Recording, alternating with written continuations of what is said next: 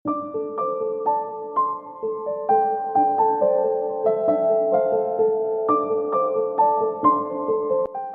সকাল ঘুম থেকে উঠে চলে আসলাম রান্নাঘরে নাস্তা তৈরি করতে।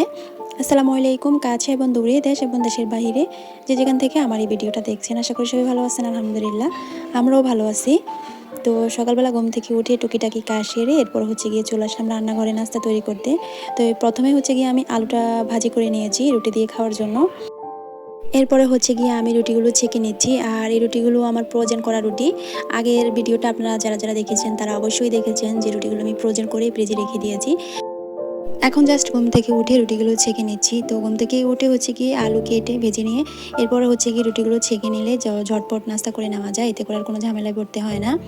এই মুহূর্তে যারা আমার ভিডিওটি দেখা শুরু করেছেন, প্লিজ একটা লাইক দিয়ে ভিডিওটি দেখা শুরু করবেন।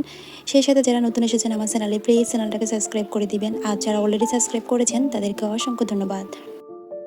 এই তো রুটিগুলো ছেঁকে নেওয়া হয়ে গেছে। তো প্রথমে গিয়ে যারা বেবিকে আমি টেবিলে নাস্তা দিয়ে দিচ্ছি। এরপর গিয়ে গত ভিডিওতে হয়তো দেখেছেন আমি যে দুধ জাল করেছি দই পাতার জন্য। আর এই তো সেই দই, আর দইটা মাশাআল্লাহ পারফেক্টভাবে জমেছে আর খেতে তো দারুণ হয়েছে। তো এখন গিয়ে প্রথমে আমি যারা বেবিকে একটু দই দিয়ে দিচ্ছি রুটির সাথে। তো গিয়ে ভাজি খাবে না, দই দিয়ে রুটি খাবে। তো গিয়ে আমি একটু দই দিয়ে দিয়েছি। আর দইটা দেখতে যেমন লোভনীয় হয়েছে, খেতে তো মাশাআল্লাহ অনেক ভালো হয়েছে। নাস্তা খাওয়া শেষ করে এরপরে গিয়ে চলে আসলাম আমের বস্তা খুলতে। আর এই আমগুলো গিয়ে গ্রামের বাড়ি থেকে নিয়ে আসা হয়েছে। তো এখন গিয়ে আমি আমগুলো বস্তা থেকে বের করে নিচ্ছি। তো আমগুলো গিয়ে অনেক উপর থেকে পাড়াতে গিয়ে আমগুলো একদম ফেটে গিয়েছে। এখন আমগুলো বস্তা থেকে বের করে এরপরে গিয়ে আমগুলো ভাগ করে নেওয়া হবে। তো এখানে গিয়ে আমরা 3 যা থাকি, তো 3 জায়ের জন্য 3 ভাগ করা হবে। আর আমাদের আশেপাশে যারা আছে তাদেরকেও কিছু দেওয়া হবে, এই আর কি। তো এখন গিয়ে আমগুলো ভাগ করে নেব। তো আমগুলো ভাগ করে নিয়ে এরপরে গিয়ে মানে যাদের আম তাদেরকে পুচিয়ে দেব। এরপরে গিয়ে আমি আম কাটতে বসে যাব। আর আমগুলো গিয়ে অনেকটাই ফেটে গিয়েছে, আচার দেওয়ার মতো অবস্থা নেই। তাছাড়াও আমগুলো গিয়ে অনেকটাই পেকে গিয়েছে। পাকা আম দিয়ে আচার তৈরি করলে আচারগুলো গিয়ে একদম গলে যায়। আর পাকা আমের আচার গিয়ে একদম পারফেক্ট হয় না। কাঁচা আম দিয়ে আচার তৈরি করলে যেমন পারফেক্ট হয়, এই আর কি অবস্থা। এই তো এখন গিয়ে আমি আমগুলো কেটে নিচ্ছি।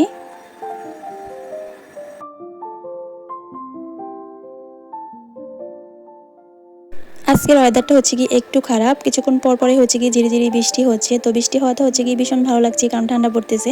কয়েকদিন যাবত তো গিয়ে অনেক গরম পড়তেছে। শুক্রবার মানে স্পেশাল কিছু রান্নাবান্না আমার বাসায় করতেই হবে।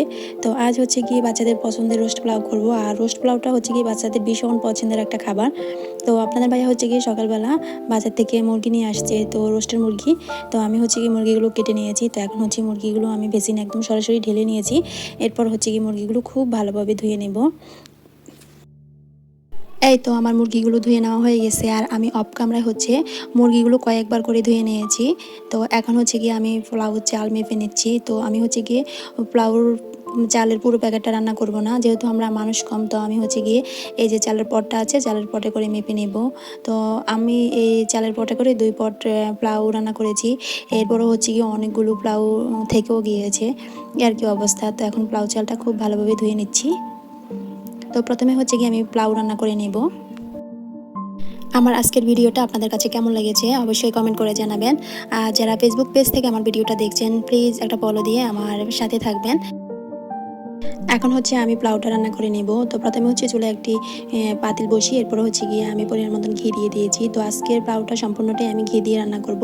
আর আমার বাসায় সবাই ভীষণ পছন্দ করে ঘিয়ের পোলাও, তাই আমি চেষ্টা করি সবসময় ঘি দিয়ে পোলাও রান্না করার জন্য।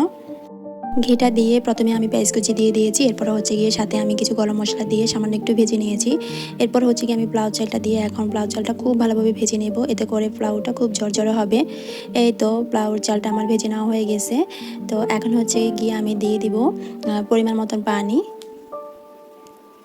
তো চেষ্টা করুন গরম পানি দেওয়ার জন্য, গরম পানি দিলে পোলাওটার টেস্ট খুব ভালোবাসে। তো আমি এখন গিয়ে ঠান্ডা পানি দিয়ে পোলাওটা রান্না করে নিচ্ছি।